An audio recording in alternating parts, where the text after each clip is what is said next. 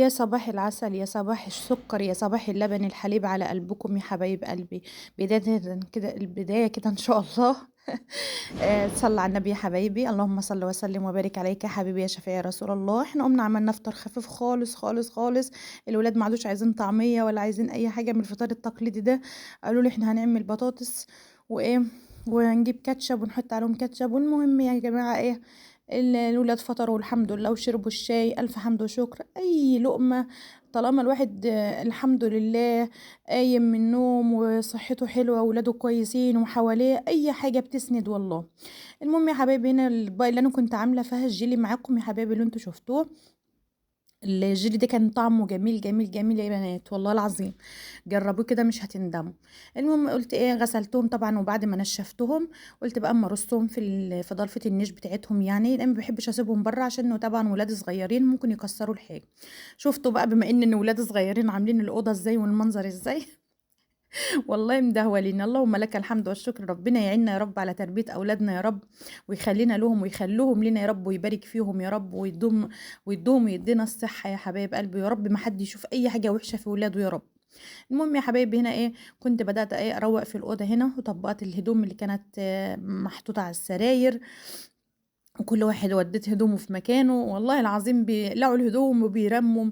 والله مهما تقولي مثلا ما فيش نظام، لا والله ده هم عندهم نظام وكل حاجة، بس كده الدروس بقى مخلية الواد مشقية العيال، وكل واحد بيطلع ايه، يقلع ويجري ويلبس ويطلع يجري على الدرس مش عارفة وانا وراهم.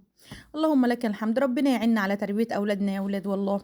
المهم هنا ايه، كنت بروق في الأوضة بقى، وايه بكنس السجاد بتاعي دوت، ايه بيبقى فيه بتاع زي فتل كده، فبلمه باللمامة اليدوية لأن المكنسة بتاعتي بصراحة بايظة وبعتها تتصلح. المهم هنا كنت خلصت ضلفة النيش بتاعتي اهيت، رصيتها. اللهم لك الحمد والشكر على نعم ربنا الكثيرة والله. اللهم لك الحمد والشكر على حياتنا وعلى دنيتنا، على يوم جميل بنقوم نلاقي فيه احنا بخير وصحتنا كويسة وولادنا حوالينا. اللهم لك الحمد والشكر على كل حاجة حلوة في حياتنا والله العظيم. هنا كنت خلصت الأوضة يا بنات، شفتوا المنظر عامل ازاي قبل وبعد. اللهم لك الحمد، الحمد لله، الحمد لله، ربنا يخليهم ويبارك فيهم يا رب. انا كنت كنستها بقى طبعا وخلصتها وعينت الهدوم هنا في مكانها، وكل يوم بقوم الاقي نفس المنظر. المهم يا حبايبي، هو طالما البيت فيه ولاد ربنا يخليهم، فما تزعليش، ما تزعليش والله. انت تزعلي ان تلاقي ابنك كانن كده او قاعد في جنب او تعبان، والله اللهم لك الحمد. المهم يا حضرة الجبنة المعتادة بتاعتي الجميلة، السكر اللي انا مش عايزة والله، مش عشان انا اللي بعملها بشكر فيها، لا بصراحة جبنة ما اقولكيش والله، حاجة طبيعية وخير وبخيرها ويعني والله تقدري تعمليها في البيت يا بنات، اعمليها في البيت. مش لازم الحصيرة اللي انا عاملاها دي، ممكن مصفى من اللي هي بتصفي الطماطم كبيرة كده هوت، وتقوم حاطة فيها اي حتة قماشة بيضة نظيفة، وتحطي فيها اللبن وتسيبيه ما يصفى، وتسيبيه لتاني يوم، وبعدين تقطعيه خرط كده هوت، برضه هتبقى نفس طعم الجبنة القريش. يا جماعة اعملي الحاجة على ايدك وما تكسليش. تمام. المهم هنا ايه، كنت جبت بقى بسارية، عارفين طبعا كلكم البسارية يا بنات، وده سردين اسمه سردين الصينية. احنا بنحب بصراحة الأكلة دي قوي، وبعملها بتبقى جميلة والله. انت بتتبلي بقى عملتي تتبيلة، قسمت البسارية ديت اتنين، يعني مرتين، هعمل مرة هقليها في الزيت، ومرة هشوها في الفرن. المهم هنا كنت بنضف السمك اهوت، بتحوشي منه الراس والبطن بتاعته بتنضف، بتفتحيه كده بس خلي بالك انت ما بتقعديش تغسلي في السردين ده كتير، لان هو حساس قوي و... و... يعني ايه، حساس ما بتحملش ان انت تقعدي بقى ولا تنقعيه في ميه المهم انت بتنضفيه وتشطفيه وكده. المهم هنا ايه، دي البسارية بقى اللي انا كنت ايه هتبلها، بغسلها معاكم اهوت. وهعمل هنا الخلطة اللي هي خضرة محشي، طماطم، فلفل، بتاع ده توم، اي حاجه جزر، اي حاجه تحطيها طبعا. عملت الخلطه ضربتها في الكبه، وحطيت عليها التوابل، كزبره وكمون وملح وشطه و... وخل وليمون، بتقلبي التقليبه دي كلها على بعض. الدقه دي بتبقى جميله قوي يا بنات، الدقه دي بتبقى تحفه لاي حاجه، لاي سمك مشوي، سمك مقلي، سمك هتعمليه في صينيه، بسارية هتشويها، هتقليها، اي حاجه بتعملي التتبيله دي بتبقى جميله قوي بصراحه يعني. انا هنا تبلت السمك، حطيت عليه شويه يتبل، لان انا هسيبه شويه، ما كنتش هعمل دلوقتي يعني، فسيبته حوالي ساعه كده او ساعه ونص. والله حتى في اليوم ده لان كان ورايا مشوار كده سيبته ساعتين في التتبيله. المهم عملت تبلته، وهحط برضو على البسارية شوية اللي انا هقليهم، الشوية اللي انا هقليهم، فتبلتهم، حطيت عليهم برضو شوية تتبيلة، برضو فضلوا هم نفس الساعتين برضو. المهم هنا يا حبايبي كنت جبت برضو، قطعت طماطم وفلفل وجزر وشوية ملح وكمون وخل وليمون وشوية شطة، وهحط بقى هبتدي ارص السمك بتاعي، السردين بتاعي اللي في الصينية، لان انا هعمله في الفرن، هبتدي ارصه في الصينية دي. المهم يا حبايبي قلبي بترصي بقى واحده جنب واحده كده. شفتوا منظر الصينيه يا جماعه؟ شفتوا الدقه دي؟ وبتحط عليها طبعا ملح وكمون، عشان برضو تدي نكهه وتدي نفس للسمك برضو، يبقى متملح ويبقى جميل. المهم بتظبطي الملح بتاعك برضو، ما تخليش لو انت حاسه ان انت مثلا لو كترتي ملح انت مش هتعرفي تعالجي الموضوع، فانت دايما قللي الملح بتاعك في شغلك، على اساس لو احتاجتي تحطي، انما انت لو كترتي بقى هتعملي ايه؟ المهم هنا كنت رصيته هنا، وحطيت عليه نقطة زيت، رشيت عليه زيت من على وشه كده، وشوية تتبيلة من على وشه، ودخلته الفرن كده. وهنا يا حبايبي دي البسارية اللي انا كنت هشويها هيت، دي بتتلف برده.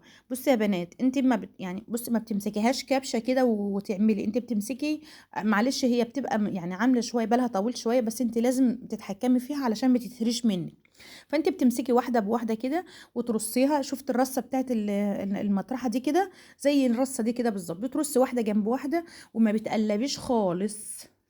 سمعتي؟ بتعلي من فوق خالص، وبتعلي من تحت لحد ما تاخد اللون بتاعك، وبعد كده تبدأي بظهر العود بتاعك، وتقومي قلبة كده وقلبة كده، بس حاجة بعد ما تنشف معاكي عشان ما تتهريشي. شايفين يا بنات طالعة بواحدة بوحدتها ازاي؟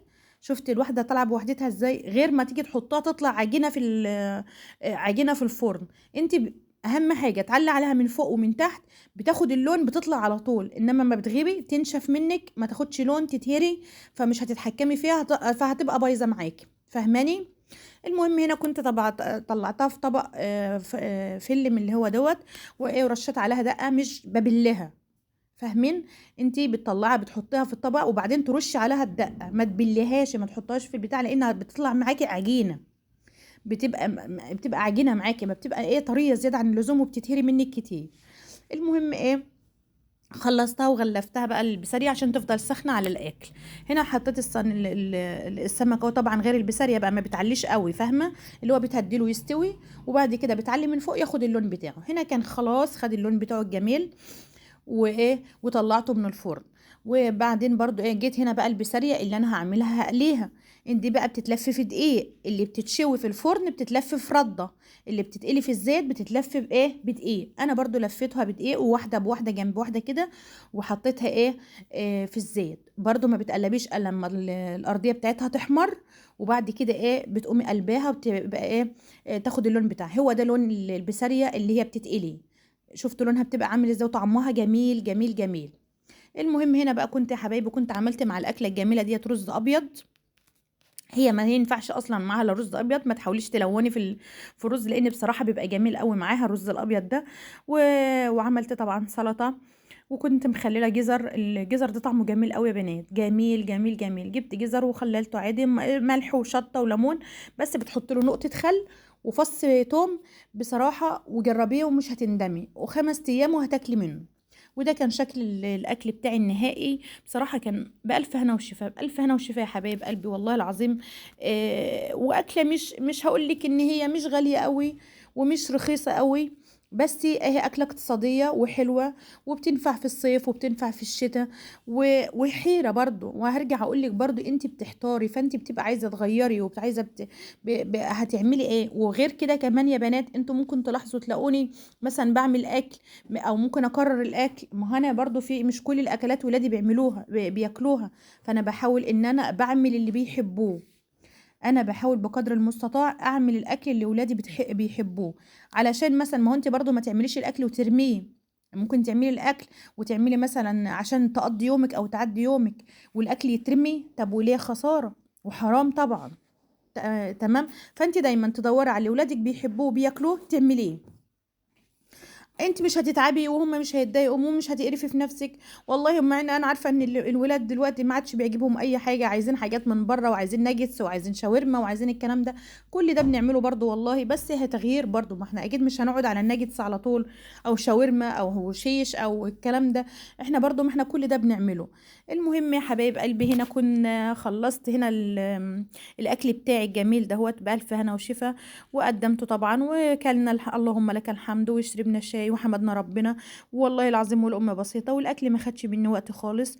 المهم يا حبايب قلبي كنت شِلت بقى السجاد بتاع البيت وكنست و ومسحته طبعًا ومسحت الأرضية وفرشت تاني السجاد، وطبعًا الصبح طبعًا باقوم أطلّع الحاجات برّه السجاد والحاجات دي برّه وأهوي الشقة وأفتحها كده، والمهم كنست يا حبايب قلبي ومسحت وفرشت السجاد تاني.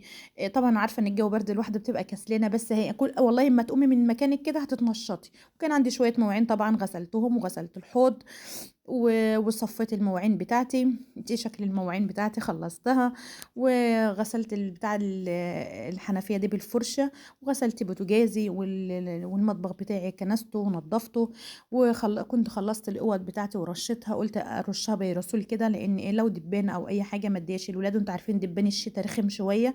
المهم هنا كنت خلّصت والأوض وكل حاجة، لحد ما أحباب الله ييجوا بقى تاني يدهولوها تاني ربنا يخلّيهم ويدهولوا يا رب، وكنست السلِّم بتاعي وخلّصت واللهم لك الحمد والشكر على نِعَم ربنا الكثيرة، وباحبكم، باحبكم، باحبكم، وشرف ليّا يا حبايبي إن أنتم تدخلوا تتابعوني، وادخلوا على القناة بتاعتي المتواضعة تعملوا لي اشتراك عشان يوصل لكم كل جديد، أختكم وحبيبتكم لمسا.